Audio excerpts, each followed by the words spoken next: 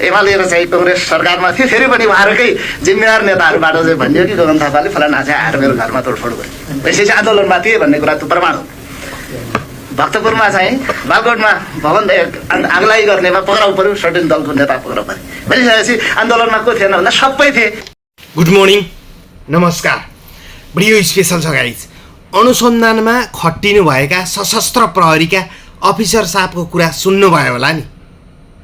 23 गते जेनजी आन्दोलनलाई दबाउनलाई, जेनजी आन्दोलनलाई तितर-बितर पार्नलाई गोली चलाउन आदेश दिने एमाले काङ्ग्रेसको गठबन्धन सरकार।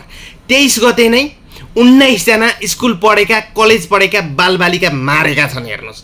अनि त्यो 23 गतेको घटनालाई छुपाउनका लागि 24 गते आगजनी गर्ने, लुटपाट गर्ने, तोडफोड गर्ने सबै एमाले काङ्ग्रेस माओवादीका मान्छे हेर्नुहोस्। संसद भवन जलाउने, सिंहदरबार जलाउने, अदालत जलाउने, नेता मन्त्रीका घर घर जलाउने, यो सबै कार्यमा एमाले काङ्ग्रेस माओवादी छ हेर्नुहोस्। त्यति बेलाको भिडियो फुटेज हेरेर मान्छे पक्राउ गरेर अनुसन्धान गर्ने हो भने बाहिरका मान्छे कोही पनि छैनन्, सबै एमाले काङ्ग्रेस माओवादीका मान्छे छन्। अनि दोष चाहिँ राष्ट्रिय स्वतन्त्र पार्टीलाई, अनि जेलमा बसेका रवि लामिछानेलाई, अनि बालेन शाहमाथि थुपारेछन्। यो कुरा त नेपाली जनताले प्रष्ट बुझेका छन् हेर्नुहोस्।